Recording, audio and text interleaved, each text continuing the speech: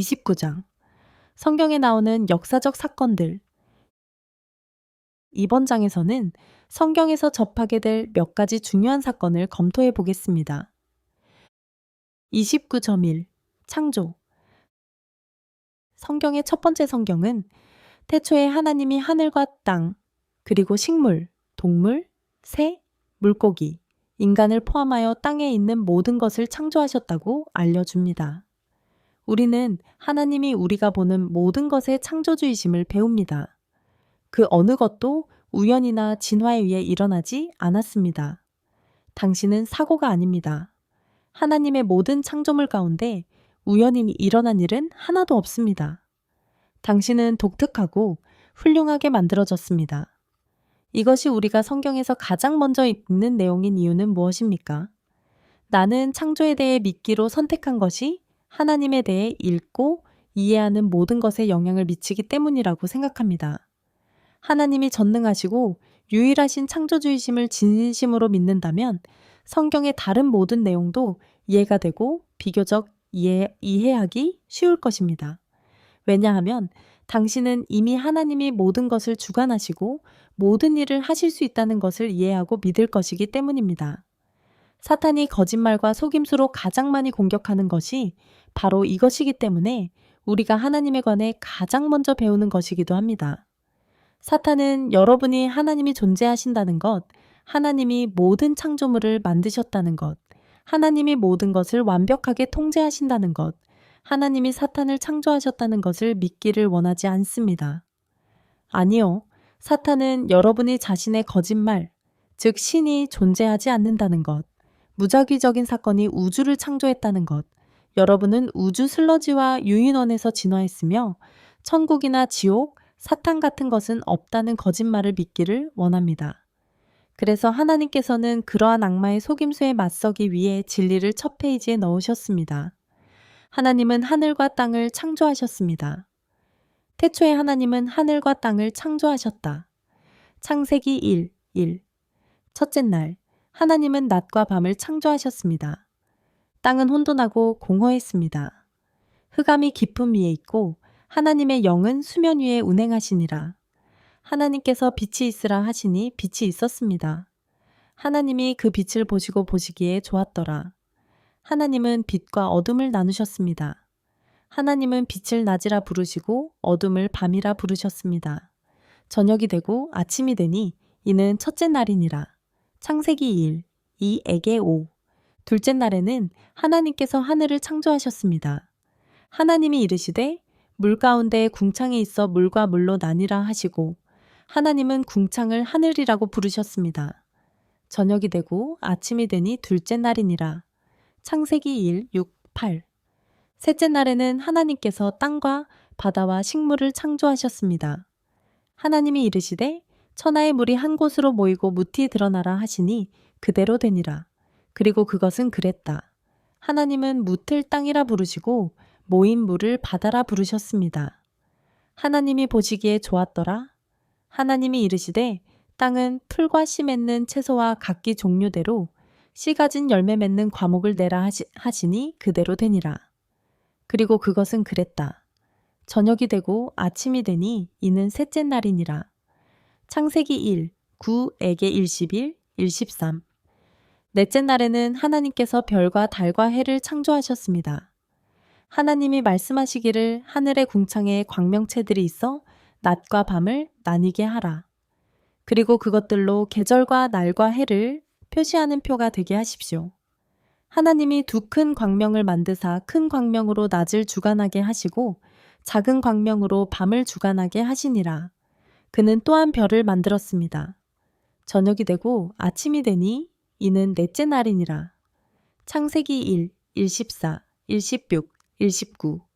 다섯째 날 하나님은 바다 생물과 새를 창조하셨습니다. 하나님이 이르시되 물들은 생물을 번성하게 하라. 땅 위 하늘의 궁창에는 새들이 나르라 하시고 저녁이 되고 아침이 되니 이는 다섯째 날이니라. 창세기 20, 23. 여섯째 날 하나님은 사람과 동물을 창조하셨습니다. 하나님은 땅에서 자신의 형상대로 사람을 창조하셨습니다. 하나님이 이르시되 땅은 생물을 그 종류대로 내되 가축과 기는 것과 땅의 짐승을 그 종류대로 내라 하시니 그대로 되니라. 그리고 그것은 그랬다. 하나님이 이르시되 우리의 형상을 따라 우리의 모양대로 사람을 만들고 그들이 바다의 물고기와 하늘의 새와 가축과 온 땅과 땅에 기는 모든 것을 다스리게 하라. 하나님이 그 지으신 모든 것을 보시니 보시기에 심히 좋았더라. 저녁이 되고 아침이 되니 이는 여섯째 날이니라. 창세기 1, 24, 26, 31. 일곱째 날 하나님은 창조를 마치시고 안식하셨습니다. 하나님이 하시던 일을 일곱째 날에 마치셨으니 그가 모든 일을 그치고 일곱째 날에 안식하였더라. 하나님이 일곱째 달을 복주시어 거룩하게 하셨으니 이는 그가 하시던 모든 일을 마치고 그날에 안식하셨음이니라. 창세기 2, 2에게 3. 29.2 가을. 타락은 아담의 죄, 원죄라고도 하며 인간이 지은 최초의 죄를 가리킨다. 아담과 심지어조차 하나님의 은혜로부터 타락했기 때문에 이것을 타락이라고 부릅니다. 갈라디아서 5, 4. 그들은 하나님과 함께 있는 동산에서 떨어졌거나 그들의 위치를 잃었습니다. 아담과 하와는 하나님께 불순종했습니다. 하나님께서는 선악을 알게 하는 나무의 열매를 먹지 말라고 하셨습니다. 하와는 사탄의 유혹을 받아 그 열매를 먹었습니다. 그런 다음 아담에게 주었고 아담은 그것을 자유롭게 받아 먹었습니다. 그들이 죄를 지은 후에 그들의 눈이 열렸습니다. 그들은 자신들이 죄인이며 하나님으로부터 분리되었다는 것을 알고 있었습니다. 그들은 심지어 하나님을 피해 숨었습니다. 그들은 더 이상 에덴에서 살 수 없고 땅으로 쫓겨났습니다. 만일 그들이 계속 동산에 살면서 다시 생명나무 열매를 먹었더라면 그들은 영원히 타락한 죄악 상태에 있었을 것입니다. 죄가 우리를 하나님으로부터 분리시키고 그분과 함께 거하는 것을 방해하기 때문에 그것은 그들을 지옥으로 정죄했을 것입니다. 정말 끔찍할 것입니다.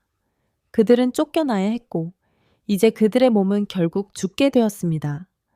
하나님께서는 사람인 아담에게 선악을 알게 하는 나무의 열매를 먹지 말라고 하셨습니다. 여호와 하나님이 그 사람을 데려다가 에덴 동산에 두어 그것을 경작하며 지키게 하시니라. 여호와 하나님이 그 사람에게 명하여 이르시되 동산 모든 나무의 실과는 네가 임의로 먹되 그러나 선악을 알게 하는 나무의 실과는 먹지 말라. 네가 그것을 먹는 날에는 정령 죽으리라. 창세기 2, 15에게 17. 아담과 하와는 동산에서 선악을 알게 하는 나무의 열매를 먹음으로써 죄를 범했습니다. 이 구절에서 뱀은 사탄이고 여자는 하와이며 그의 남편은 아담입니다. 아담과 하와는 눈이 열려 하나님을 피해 숨었습니다. 그러자 하나님은 그들을 동산 밖으로 내보내셨습니다. 이 구절에서 그들과 그들은 아담과 하와를 가리킨다. 그들의 눈이 밝아져 자기들이 벗은 줄을 알게 되었더라. 그들은 무화과 나무 잎을 엮어 덮개를 만들었습니다. 그들이 날이 서늘할 때에 동산에 거니시는 여호와 하나님의 음성을 듣고 그 부부가 여호와 하나님의 낯을 피하여 동산나무 사이에 숨은지라.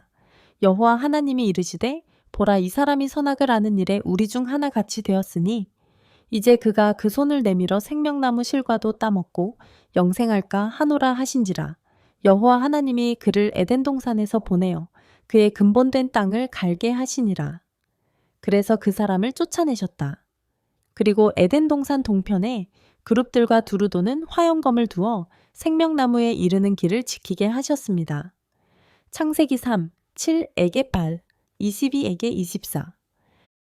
29.3 저주. 아담과 하와가 에덴 동산에서 죄를 지은 후 하나님께서는 땅과 땅 위의 모든 생물을 저주하셨습니다.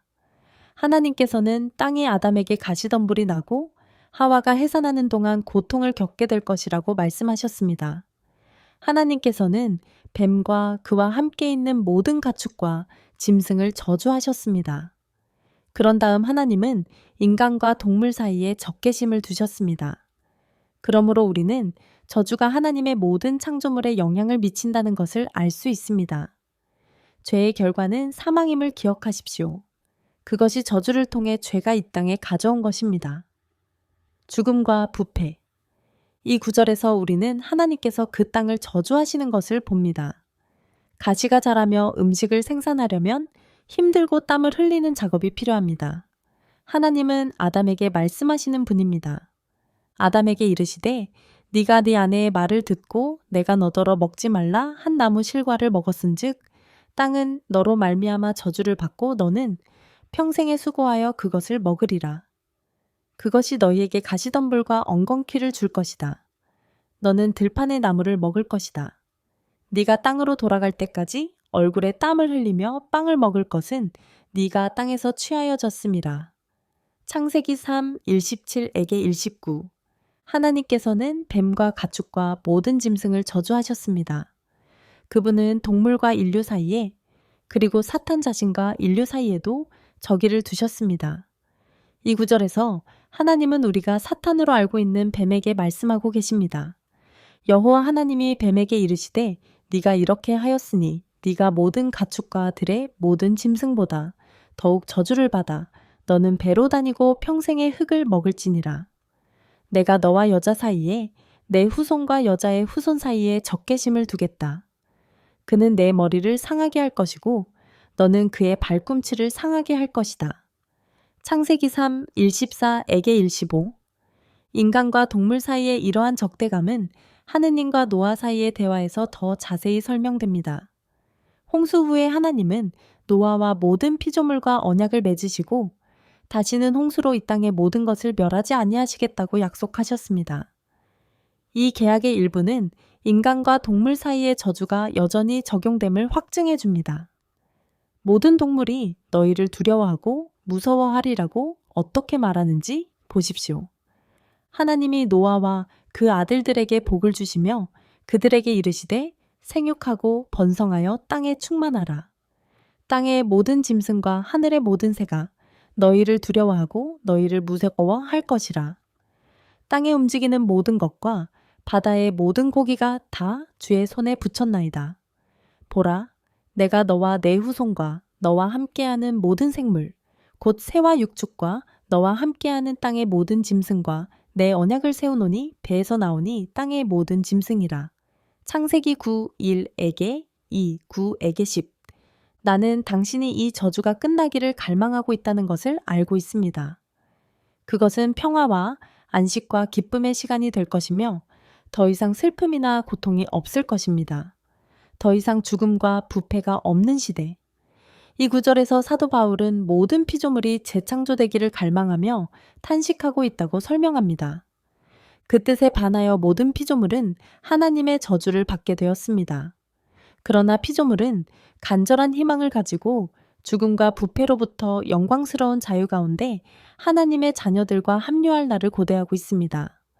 우리는 모든 피조물이 지금까지 해산의 고통과 함께 신음하고 있다는 것을 알고 있습니다. 그리고 우리 신자들도 미래의 영광을 미리 맛볼 성령이 우리 안에 계실지라도 탄식합니다. 왜냐하면 우리 몸이 죄와 고통에서 벗어나기를 갈망하기 때문입니다. 우리 역시 하느님께서 우리에게 약속하신 새 몸을 포함하여 그분의 양자로서 우리에게 온전한 권리를 주실 날을 간절한 희망으로 기다립니다. 로마서 8, 20에게 23, 새로운 생활 번역. 이 날은 환난이 끝나고 예수께서 지상에서 천년 통치를 하신 후에 올 것입니다. 하나님은 땅과 하늘을 회복하시고 만물을 새롭게 하실 것이다. 저주는 더 이상 없을 것입니다. 예수님의 제자 요한은 이 구절에서 그 점을 우리에게 설명합니다. 내가 새 하늘과 새 땅을 보니 처음 하늘과 처음 땅은 없어졌고 바다도 다시 있지 않느니라. 나는 거룩한 성새 예루살렘이 하나님께로부터 하늘에서 내려오는 것을 보았으니 마치 신부가 남편을 위하여 단장한 것 같더라. 내가 들으니 하늘에서 큰 음성이 나서 이르되 보라, 하나님의 거처가 사람들과 함께 있음에 하나님께서 그들과 함께 거하시리니 그들은 하나님의 백성이 되고 하나님은 친히 그들의 하나님이 되어 그들과 함께 계시리라 하더라. 더 이상 저주가 없을 것입니다. 계시록 21, 1에게 3, 22, 3. 저주가 없는 삶이 어떤 것인지 맛보세요. 늑대는 어린 양과 함께 살고 표범은 어린 염소와 송아지와 젊은 사자와 살찐 송아지와 함께 누울 것이다. 어린아이가 그들을 이끌 것이다. 나의 거룩한 산 모든 곳에서는 해함도 없고 상함도 없을 것이며 이는 땅이 여호와를 아는 지식으로 가득할 것이기 때문이다. 이사야 11, 6, 9 29.4 법 하나님께서 택하신 백성 이스라엘을 위해 행하신 첫 번째 일 중 하나는 그들에게 율법을 주신 것입니다. 이것이 하나님의 법칙입니다. 율법에는 대부분의 사람들이 십계명으로 알고 있는 것이 포함되어 있습니다. 그분은 이스라엘에게 율법을 주셨고 우리가 율법에 따라 살 수 없다는 것을 보여주셨습니다. 그것이 하는 일은 우리의 죄 문제와 구원자의 필요성을 지적하는 것뿐입니다. 당신은 살인도, 도둑질도, 간음도 하지 않았기 때문에 모든 계명을 지켰다고 생각할 수도 있습니다. 사실은 그렇지 않습니다. 예수님의 사역 당시 종교 지도자들도 같은 말을 했습니다. 그래서 예수께서는 해서는 안 될 일을 하려고 생각하는 것조차 죄라고 지적하셨습니다. 예수님은 간음의 예를 들어 개인에 대해 생각하거나 색욕을 품는 것도 죄라고 말씀하셨습니다. 우리의 죄악된 행위는 우리 내부의 생각에서 시작되기 때문입니다. 하나님께서는 십계명을 주셨습니다. 1. 다른 신들을 두지 말라. 2. 어떤 우상도 만들지 말라. 3. 하나님의 이름을 망령되게 부르지 말라. 4. 안식일이나 일곱째 날을 거룩하게 지키라. 5. 부모를 공경하지 말라. 6. 살인하지 말라. 7. 간음하지 말라. 8. 도적질하지 말라. 9. 거짓말을 하지 말라. 10. 탐내지 말라. 하나님이 이 모든 말씀으로 일러 가라사대 너는 나 외에는 다른 신들을 내게 있게 말지니라. 너희는 자기를 위하여 우상을 만들지 말며 위로 하늘에 있는 것이나 아래로 땅에 있는 것이나 땅 아래 물속에 있는 것에 아무 형상도 만들지 말라. 너희는 너희 하나님 여호와의 이름을 함부로 부르지 말라.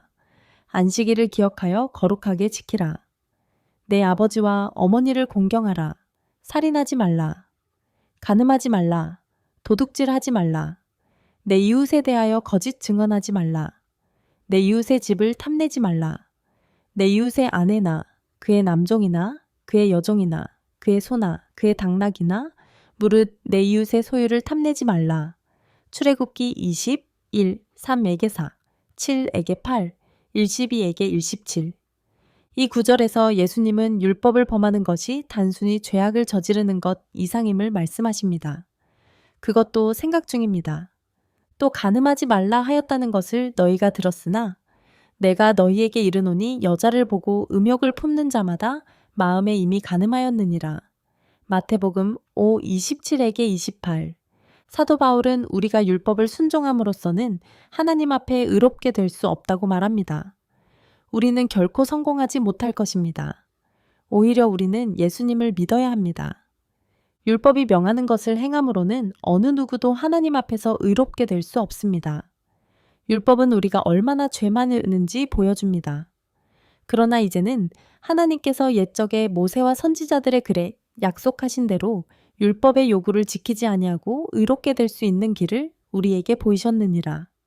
우리는 예수 그리스도를 믿음으로 하나님과의 관계를 맺게 됩니다.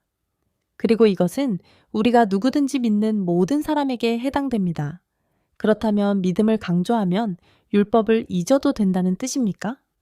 물론 그렇지 않습니다. 사실 우리는 믿음이 있어야만 참으로 율법을 성취하게 됩니다. 로마서 3, 20에게 22, 30일 새로운 생활 번역 29.5 예수님의 첫 번째 오심 이것은 예수께서 이 땅에 처음으로 오신 기간을 가리킨다. 여기에는 예수의 육체적 탄생, 사역과 기적, 그리고 죽음과 부활이 포함됩니다. 마태, 마가, 누가, 요한의 네 복음서에는 예수님의 초림에 대한 기록이 나와 있습니다. 그의 탄생과 죽음, 그리고 그의 인생에서 일어난 몇몇 사건들은 그가 태어나기 오래전에 예언되었습니다. 이것이 바로 우리가 성취된 예언인 성경을 신뢰할 수 있는 이유 중 하나입니다. 나는 현대의 심령술사로부터 듣는 막연한 넌센스에 대해 말하는 것이 아닙니다. 이 예언들은 매우 구체적이었고 인간이 조직할 수 없는 것들이었습니다. 이에 대한 자세한 내용은 파트 6을 참조하세요. 예수님은 아버지이신 하나님의 뜻을 행하기 위해 처음으로 오셨습니다. 하나님의 뜻은 누구든지 예수를 믿으면 영생을 얻는 것입니다. 여기서 말씀하시는 분은 예수님이십니다. 내가 하늘에서 내려온 것은 내 뜻대로 하려 함이 아니요 나를 보내신 이의 뜻대로 하려 함이니라. 나를 보내신 아버지의 뜻은 내게 주신 자 중에 내가 하나도 잃어버리지 아니하고 마지막 날에 다시 살리는 이것이니라. 나를 보내신 이의 뜻은 아들을 보고 믿는 자마다 영생을 얻는 이것이니 마지막 날에 내가 그를 다시 살리겠다. 요한복음 6, 38에게 40. 예수님께서 초림하실 때 그분은 평화를 가져오려고 오신 것이 아니었습니다. 아래 구절에서 예수님은 칼을 가지고 오셨다고 말씀하십니다. 그분의 말씀은 진리의 검임을 기억하십시오. 내가 세상에 화평을 주러 온 줄로 생각하지 말라. 나는 평화가 아니라 검을 주러 왔습니다. 마태복음 10, 34.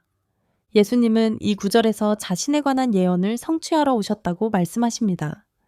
내가 율법이나 선지자를 폐하러 온 줄로 생각하지 말라. 나는 폐하러 온 것이 아니라 완성하러 왔습니다. 진실로 진실로 너희에게 이르노니 하늘과 땅이 없어지기 전에는 모든 것이 다 이루기까지 율법의 1점 1획이라도 결코 없어지지 아니하리라. 마태복음 5, 17에게 18. 또한 그는 눈먼 사람들에게 진리를 보게 하려고 오셨습니다. 예수께서는 이렇게 말씀하셨습니다. 내가 심판하러 이 세상에 왔으니 보지 못하는 자들은 보게 하고 보지 못하는 자들은 보게 하려 함이라. 보는 자들은 소경이 되게 하려 함이라. 요한복음 9, 39. 예수님은 진리를 증언하러 오셨습니다. 빌라도가 다시 관정에 들어가 예수를 불러 이르되 네가 유대인의 왕이냐 하니 예수께서 대답하셨다. 내 나라는 이 세상에 속한 것이 아니다. 내 나라가 이 세상에 속한 것이었더라면 내 종들이 싸워 나로 유대인들에게 넘겨지지 않게 하였으리라. 그러나 이제 내 왕국은 여기에 있는 것이 아닙니다.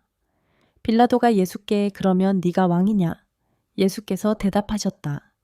당신은 내가 왕이라고 말합니다. 내가 이를 위하여 태어났으며 이를 위하여 세상에 왔나니 곧 진리에 대하여 증거하려 함이니라. 진리에 속한 사람은 누구나 내 음성을 듣습니다.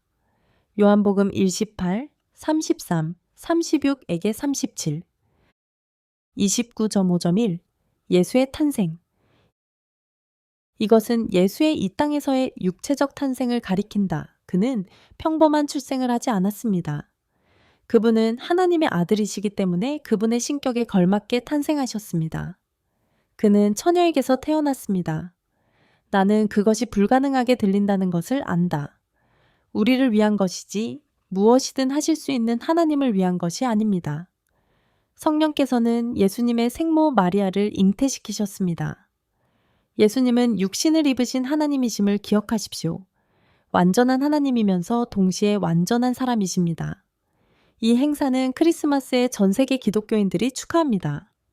다음은 예수님의 기적적인 탄생에 관한 이야기입니다.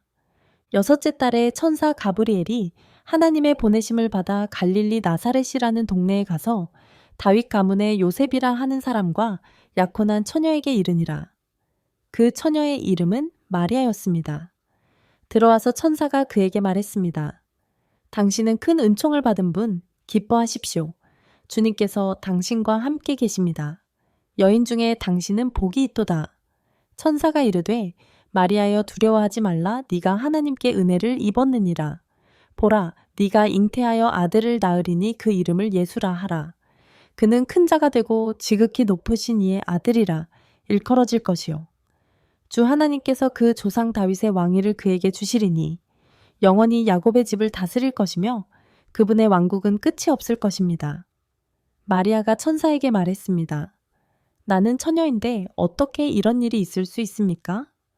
천사가 대답하여 이르되 성령이 내게 임하시고 지극히 높으신 이의 능력이 너를 덮으시리니 그러므로 너에게서 나실 거룩한 이는 하나님의 아들이라 일컬어질 것이다. 하나님께서 말씀하신 것은 불가능한 일이 없느니라. 누가복음 1, 26에게 28, 30에게 35, 37. 예수님은 육신으로 오신 하나님이십니다. 그리스도 안에는 하나님의 모든 충만이 인간의 몸에 거하시기 때문입니다. 골로사에서 9 새로운 생활 번역.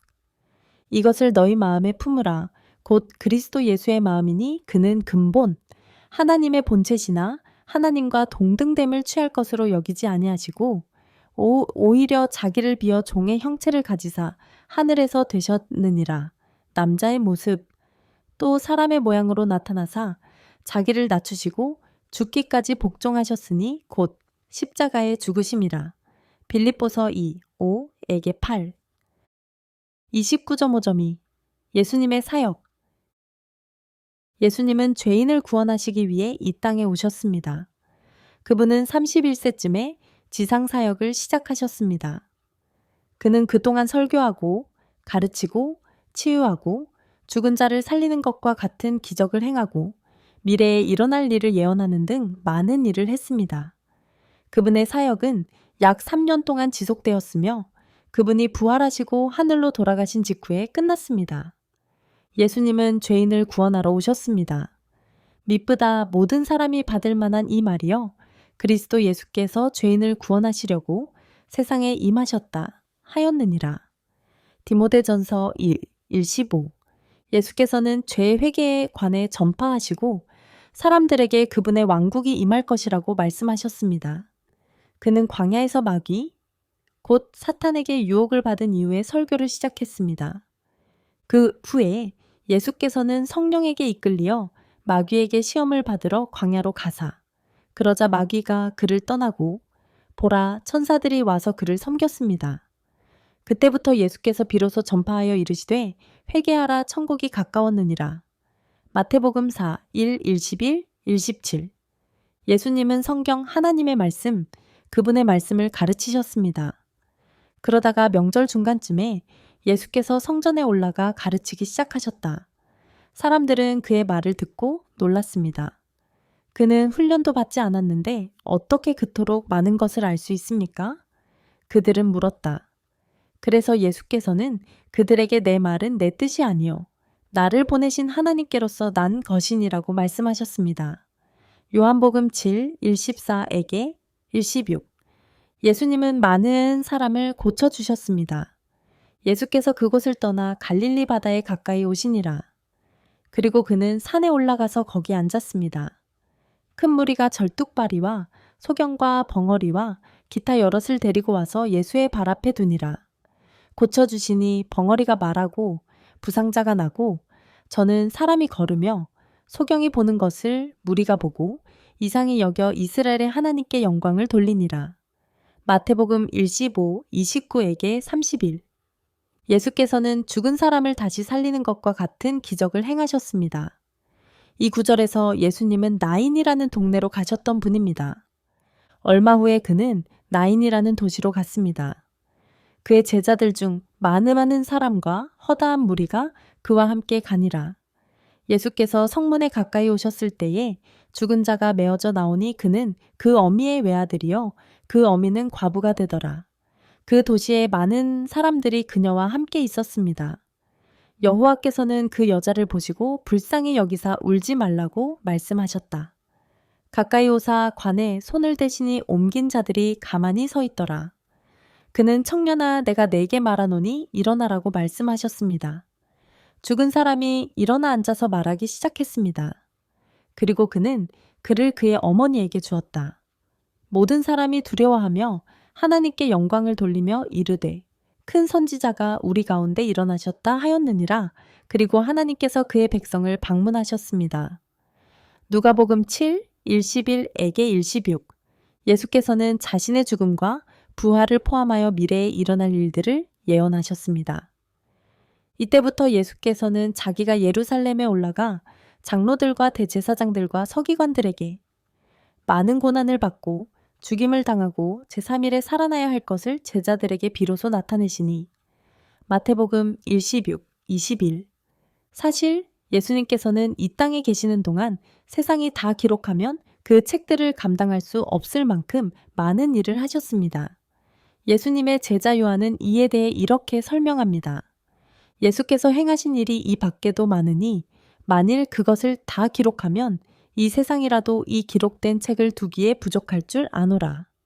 요한복음 21, 25 29.5.3 예수의 죽음 특정 종족이나 특정 국가가 예수를 살해했다는 말을 만회하는 사람이 들었을 것입니다. 글쎄요, 그것은 부분적으로만 사실입니다.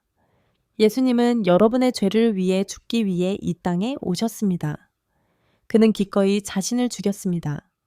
그분은 여러분이 영생을 얻을 수 있도록 지상의 생명을 희생하셨습니다.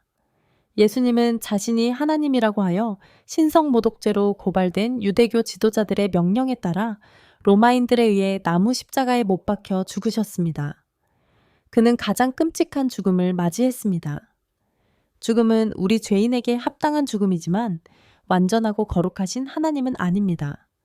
그분은 당신을 위해서 그 모든 것을 겪으셨습니다. 그 사람이 당신을 얼마나 사랑하는지, 그분께서 당신의 죄를 스스로 담당하시고 당신을 위해 십자가에 죽으셨다는 것을 믿음으로 당신은 구원받을 수 있습니다. 예수님은 죽음을 이기시고 부활하심으로써 자신이 평범한 사람이 아니라 하나님 자신임을 단번에 증명하셨습니다. 예수님은 십자가에 못 박혀 죽으셨습니다. 그러므로 예수께서는 가시 면류관을 쓰고 자색 옷을 입고 나오셨습니다. 빌라도가 그들에게 보라, 이 사람이니라고 말했습니다. 그러므로 대제사장들과 하속들이 그를 보고 소리질러 이르되 십자가에 못 박으시라, 몹시 괴롭히다. 빌라도가 이르되 너희가 그를 데려다가 십자가에 못 박으라. 나는 그에게서 죄목을 찾지 못하노라. 유대인들이 대답하되 우리에게 법이 있으니 그 법대로 하면 그가 마땅히 죽을 것은 그가 자기를 하나님 아들이라 함이니이다. 그래서 예수를 십자가에 못 박도록 그들에게 넘겨주었습니다. 그래서 그들은 예수를 데리고 끌려갔습니다. 예수께서 자기의 십자가를 지시고 해골, 히브리 말로 골고다이라 하는 곳에 나가시니 거기서 예수를 십자가에 못 박고 그와 함께 다른 두 사람도 좌우편에 못 박았고 예수도 그곳에서 죽으니라 가운데 그 후에 예수께서 모든 일이 다 이루어진 것을 보시고 성경을 응하게 하시려고 이르시되 내가 목마르다 하시니 예수께서는 식초를 받으신 후에 다 이루었다고 말씀하셨습니다. 그리고 그는 머리를 숙이고 영혼을 포기했습니다. 요한복음 1:19, 5에게 7, 1:16에게 1:18, 28, 30 예수님은 여러분의 죄 때문에 십자가에 처형되셨습니다. 그분은 죽으셨고 장사되셨으며 사흘 만에 부활하셨습니다. 사도 바울은 이 구절에서 그 점을 설명합니다. 내가 받은 것을 먼저 너희에게 전하였노니 이는 성경대로 그리스도께서 우리 죄를 위하여 죽으시고 장사 지낸 바 되셨다가 성경대로 사흘 만에 다시 살아나사라. 고린도전서 1:15, 3에게 4 예수님은 당신을 사랑하시기 때문에 기꺼이 당신을 위해 죽으셨습니다.